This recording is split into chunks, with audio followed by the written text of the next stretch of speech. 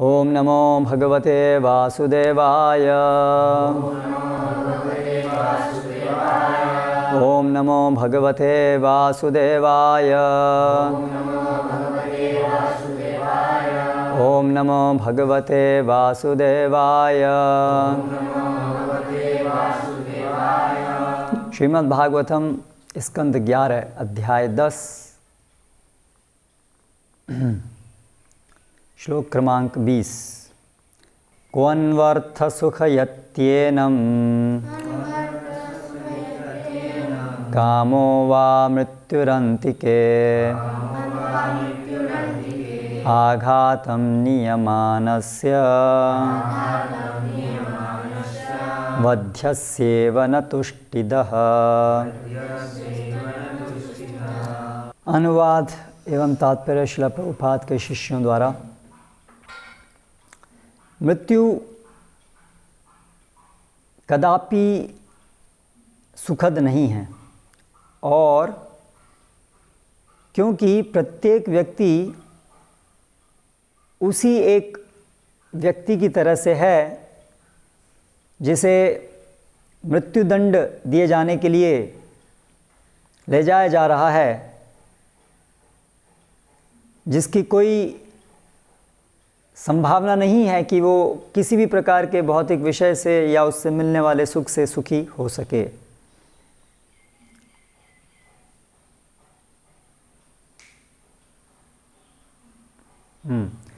मृत्यु तनिक भी कदापि सुखद नहीं है, इसलिए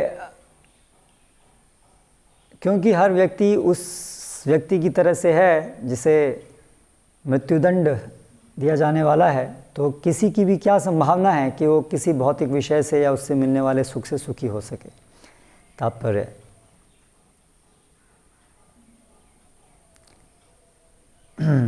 पूरे संसार में ये प्रथा है कि जो भी व्यक्ति को मृत्युदंड दिया जाता है उसे उस दंड से पहले एक बहुत ही शानदार आलीशान फीस्ट, क्या बोलेंगे फीस्ट को, दावत दी जाती है। तो जो व्यक्ति इस प्रकार से मृत्युदंड का भागी होने वाला है उसे ऐसी जो दावत है वो उसे भावी मृत्यु की दुखद याद दिलाने वाली ही होती है, और इसीलिए वो उसे कभी भी उसमें आनंद नहीं ले पाता है। उसी प्रकार से कोई भी बुद्धिमान व्यक्ति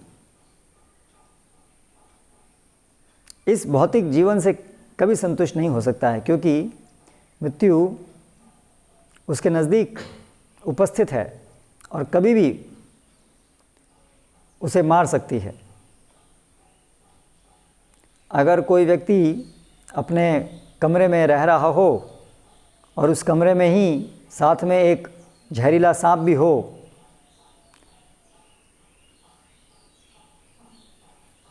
तो ये जानते हुए कि किसी भी क्षण वो जहरीला सांप उसे डस सकता है, तो कैसे कोई व्यक्ति बड़ी शांति से और टीवी देखते हुए और पुस्तक पढ़ते हुए आराम से बैठ सकता है। उसी प्रकार से जब तक कोई आदमी पागल ना हो तब तक संभव नहीं है कि वो इस भौतिक जगत में शांतिपूर्ण जीवन के लिए उत्साही हो। मृत्यु की अवश्यंभावी स्थिति हमें उत्साह देना, हमें प्रेरित करनी चाहिए कि हम आध्यात्मिक जीवन के लिए दृढ़ प्रतिज्ञ हों। ओम ज्ञानतिमिरान्धस्य ज्ञानञ्जनशलाकया चक्षुरुन्मीलितं येन तस्मै श्रीगुरवे नमः। श्रीचैतन्यमनोभीष्टं स्थापितं येन भूतले स्वयं रूप कदा मह्यं ददाति स्वपदान्तिकं।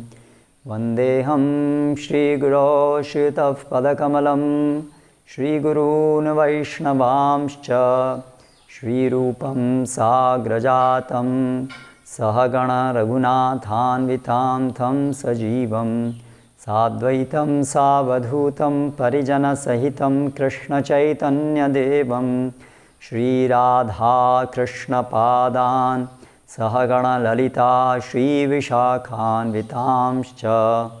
जय श्री कृष्ण चैतन्य प्रभु नित्यानंद श्री अद्वैत गदाधर श्रीवासादि गौरभक्तवृंद। हरे कृष्णा कृष्णा कृष्णा हरे हरे, हरे राम राम राम हरे हरे। क्वन्वर्थः सुखयत्येनं कामो वा मृत्युरन्तिके आघातं नीयमानस्य बध्यस्येव न तुष्टिदः। तो पूरे संसार की स्थिति को बहुत अच्छे शब्दों में यहाँ पर बताया है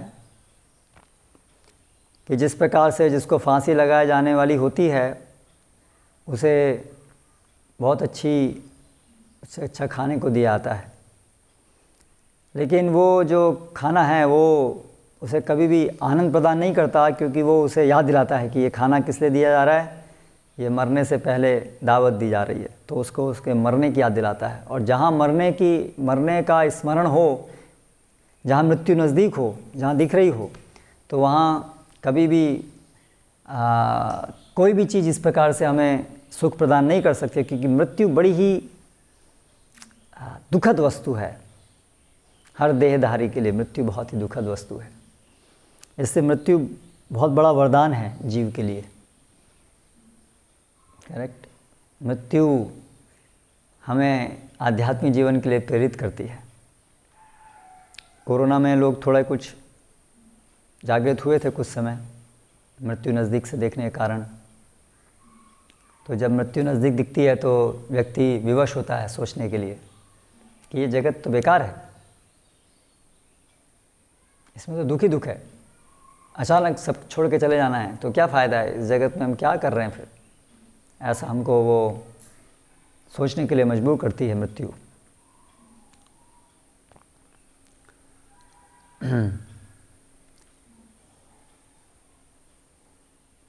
लेकिन हम देखते हैं तो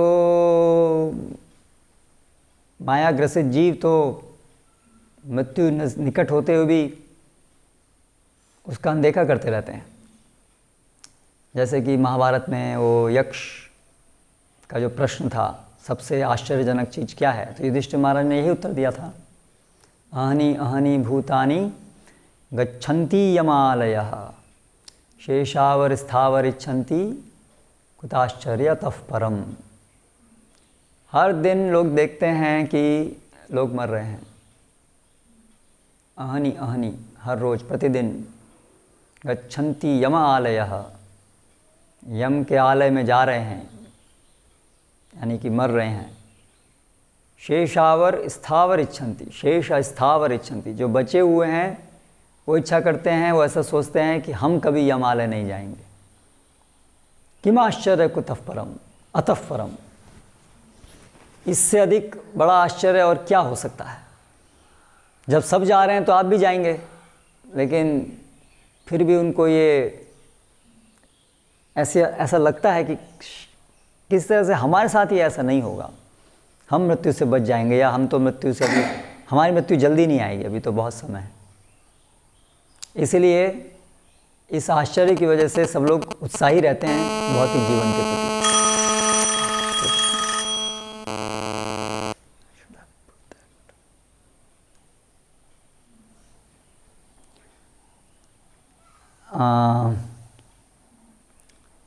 तो इसी कारण से लोग बड़े उत्साही रहते हैं भौतिक जीवन में, इस चीज़ को नहीं जानने के कारण या ये विस्मृति के कारण। अन्यथा कैसे कोई भी व्यक्ति कभी भी इस भौतिक जगत में उत्साही रह सकता है। वो तो केवल एक ही काम करेगा, मृत्यु की तैयारी करेगा, इस परीक्षा की तैयारी करेगा और कुछ नहीं करेगा। जिस व्यक्ति को फांसी की सज़ा होने वाली है वो तो कुछ कर नहीं सकता तैयारी, क्योंकि उसको तो निश्चित है मरना ही है। लेकिन ना उसका समय नहीं है, कुछ क्या करेगा, वो भी कर सकता है, हरिनाम वो भी ले सकता है। हर व्यक्ति को अंत समय में, हाँ यस करेक्ट, परीक्षित महाराज उनको 7 दिन थे। उसी प्रकार से हर व्यक्ति जो भी मरणासन है, हर व्यक्ति तो मरणासन है, ऐसा कौन है जो मरणासन नहीं है। सब व्यक्ति मरने के लिए ही बैठे हुए हैं, सब उसी प्रकार से हैं। कल फांसी की सज़ा होने वाली है, कल मरने वाले हैं, कल परसों 2 दिन 4 दिन 10 दिन, लेकिन वो समय तो बहुत क्षणिक है और बहुत ही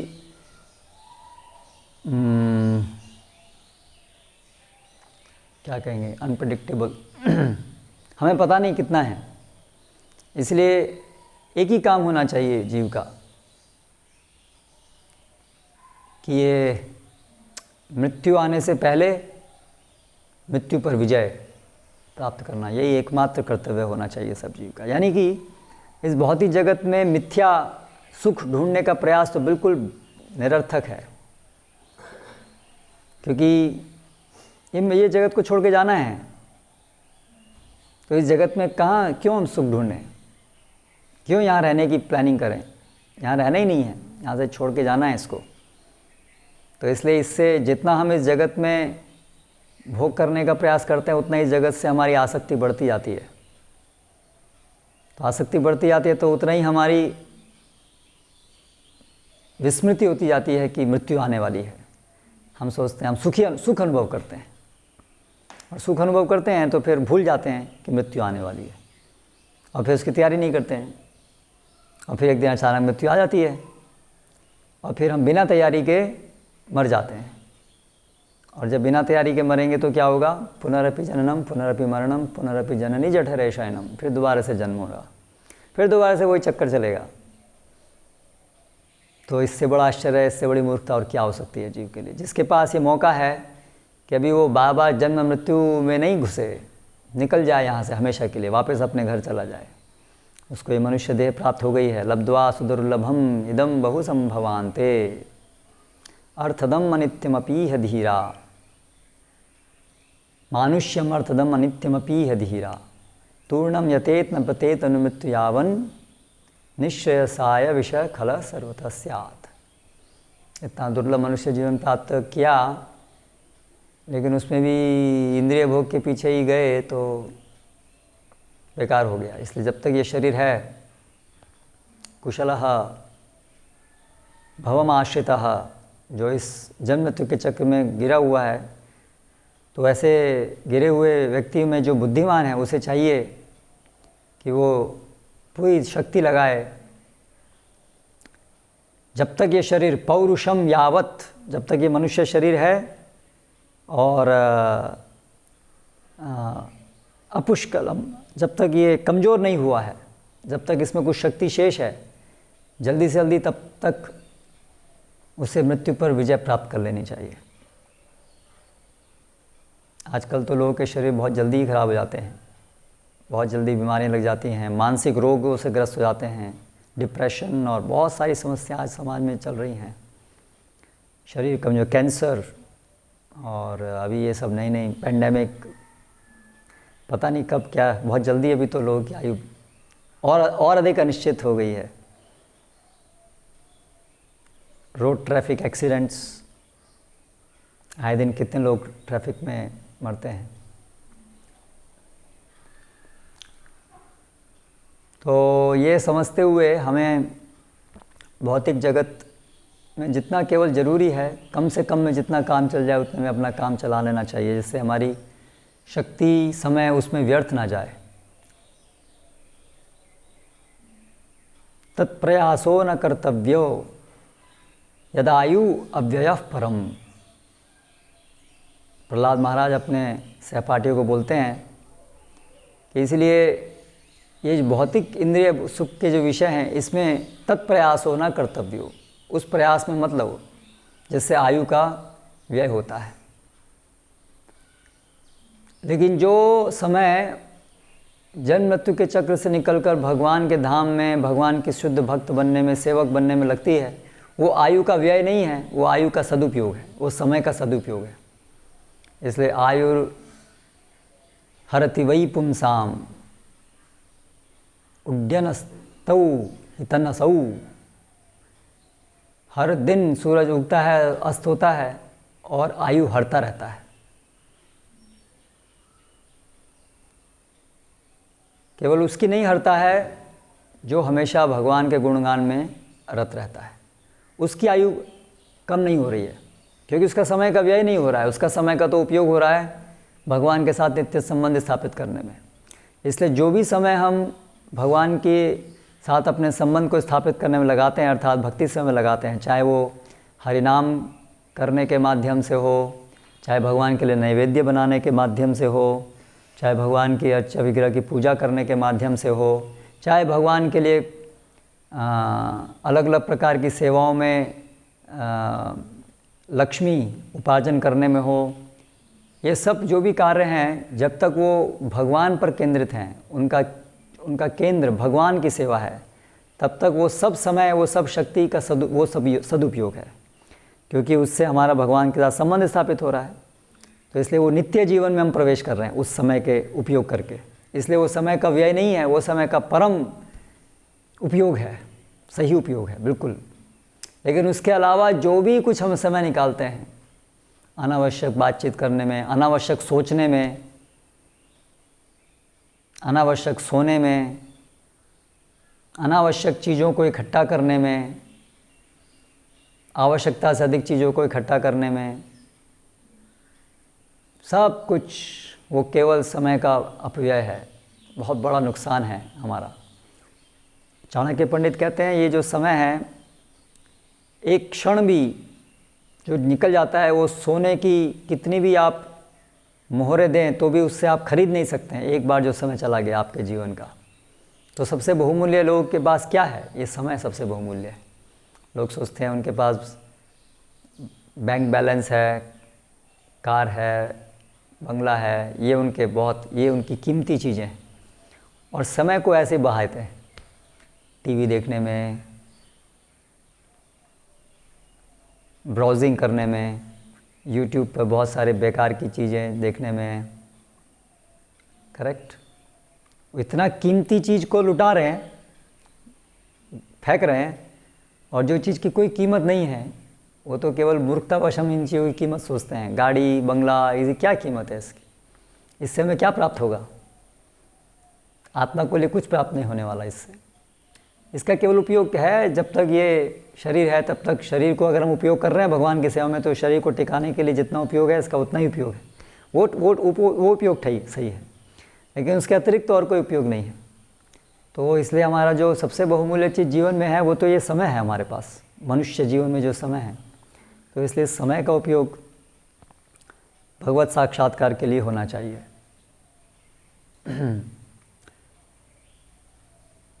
तो इस प्रकार से जीवन ढालना चाहिए कि पर्याप्त समय मिल पाए, कम से कम समय व्यय हो पाए हमारे शरीर की देखभाल में, और अधिक से अधिक समय हमें मिल पाए सत्संग के लिए।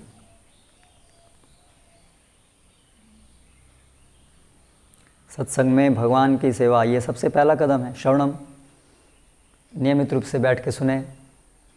अभी समय नहीं है लोगों के पास बैठ के सुनने का,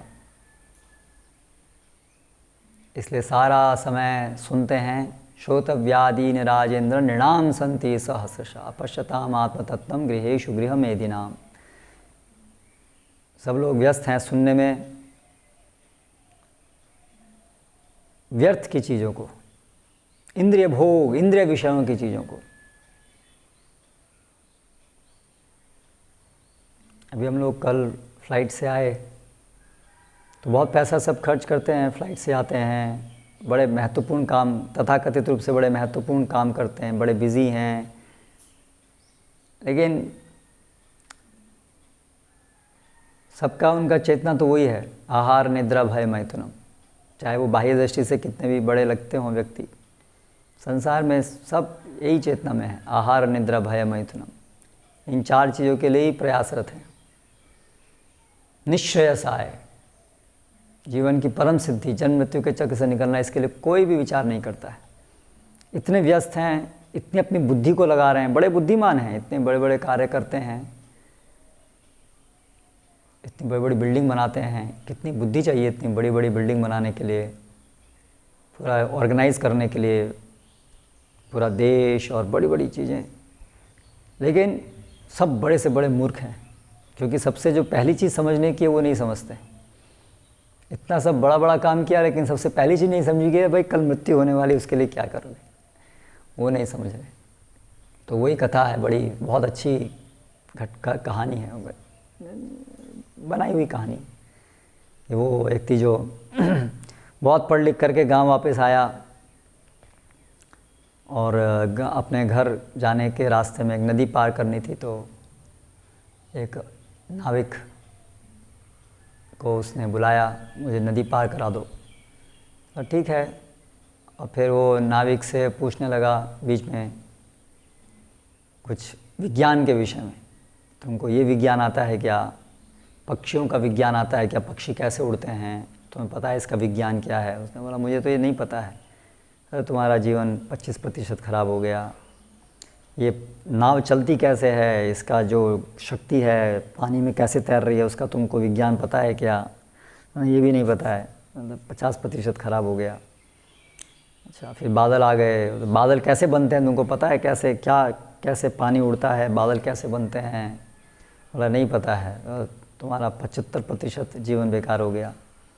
फिर बादल आ गए तो तूफ़ान भी आ गया, तेज़ बारिश भी गिरने की तैयार हो गई। तो अभी नाविक ने उससे प्रश्न पूछा, तुमको तैरना आता है क्या? उन्होंने तैरना नहीं आता है। तो बोला तुम्हारा 100% 100% जीवन बेकार हो गया। करेक्ट। तो वो चीज़ जो पता होने की थी वो नहीं पता किया, बाकी सारा बिना मतलब का चीज़ बहुत पता करके रख लिया। इसलिए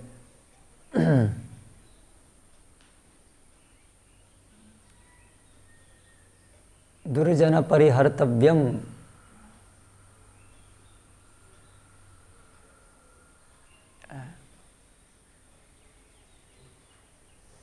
विद्यालंकृतोऽपि सः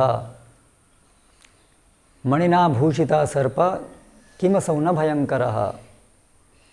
जिस प्रकार से एक सांप जो मणि वाला सांप होता है,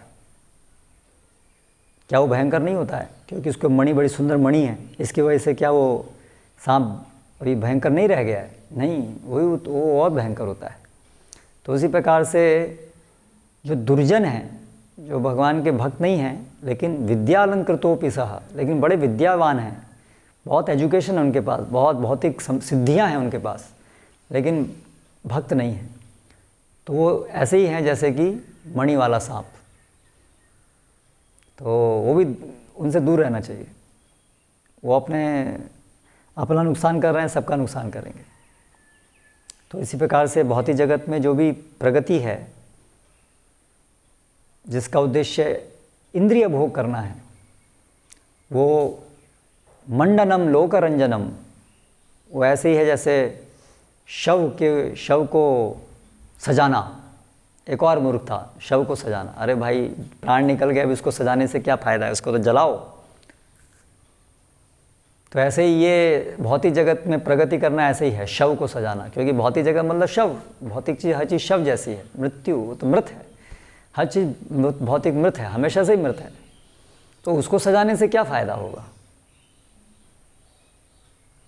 जो उसको जीवंत बना रही है आत्मा, वो जो भी इस मृत देह में फंसी हुई है, उसको इससे मुक्त कराइए, उसको उसके वास्तविक स्थान में ले जाइए, भगवान के चरणों में। यही एकमात्र उद्देश्य शरीर का है, यही एकमात्र उद्देश्य इस भौतिक जगत का है, इस जीवन का है, अन्यथा कोई और उद्देश्य नहीं है। तो ये बात हमेशा स्मरण रखनी चाहिए। स्मरण नित्य नित्यताम,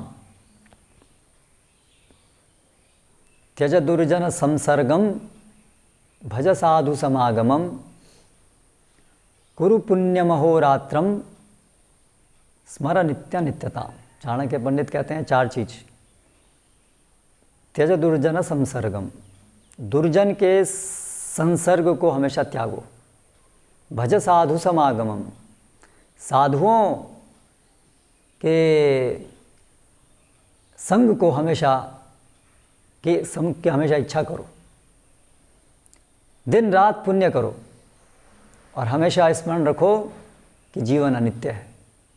जीवन की अनित्यता को नित्य स्मरण करो, जीवन की अनित्यता को नित्य स्मरण करो। तो बहुत सुंदर युक्तियां हैं ये सब, जिन पर हमें मनन करते रहना चाहिए, दिन भर, प्रतिदिन, पूरे जीवन भर। और वो नित्य मनन करने के लिए नित्य श्रवण जरूरी होगा, क्योंकि श्रवण से मनन आता है। साधु संग में श्रवण किए बिना मनन कैसे होगा? अगर साधु संग में श्रवण नहीं करेंगे तो असत संग तो कर ही रहे हैं, तो वही श्रवण होगा, वही मनन होगा। असत श्रवण असत मनन, और उससे फिर असत गति। इसलिए साधु संग सर्वशास्त्र कहे, लव मात्र साधु संग सर्व सिद्धि होय। इसलिए ये साधु संग अत्यंत महत्वपूर्ण विषय है। इसके लिए हमेशा प्रार्थना करनी चाहिए। हाँ, इसी के बाद में आता है ना? नहीं, इसके बाद में नहीं आता। कहाँ आता है वो तो उधर कपिल भगवान की शिक्षाओं में आता है। प्रार्थ्य, ऐसे संग की प्रार्थना करनी चाहिए जो हमेशा ये असत संग को हर लेता है, जो ऐसी प्रार्थना हमेशा करनी चाहिए। ठीक है, तो यहाँ समाप्त करते हैं। हरे कृष्ण। कोई प्रश्न?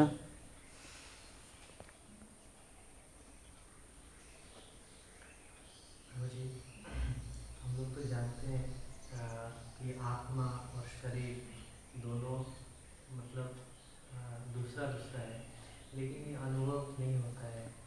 हम जानते हैं कि शरीर और आत्मा अलग अलग है, लेकिन अनुभव नहीं होता है। यस, अभिन्नत्वम नाम नामिनो। अनुभव इसलिए नहीं होता है क्योंकि अभी हमारी जो अनुभव करने की जो इंद्रियां हैं वो भी ढकी हुई हैं।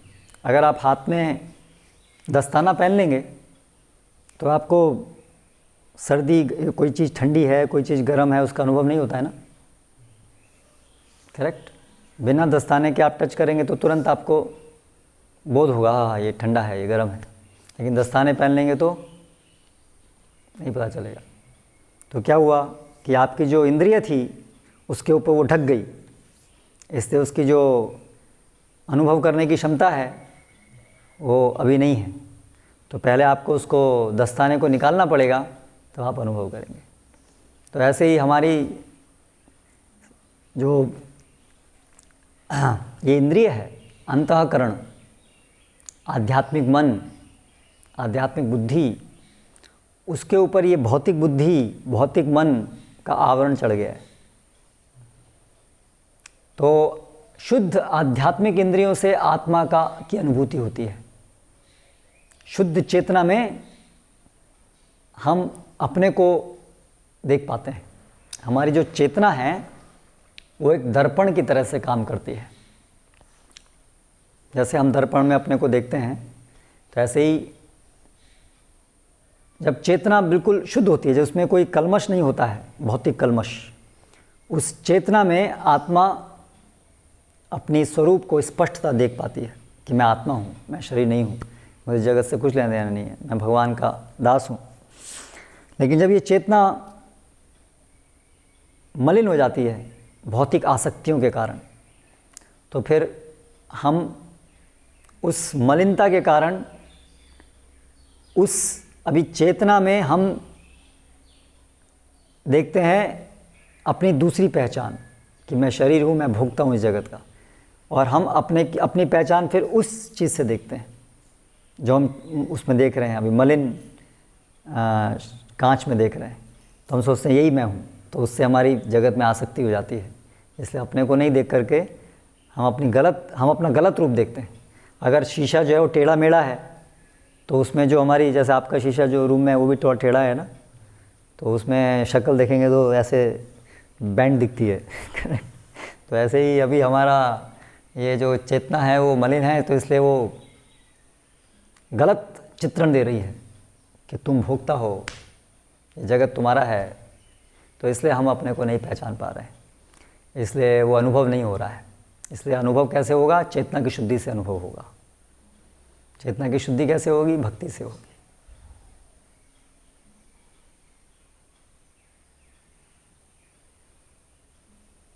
और कोई प्रश्न? ठीक है। श्रीमद् भागवतम की जय, श्रील प्रभुपाद की जय।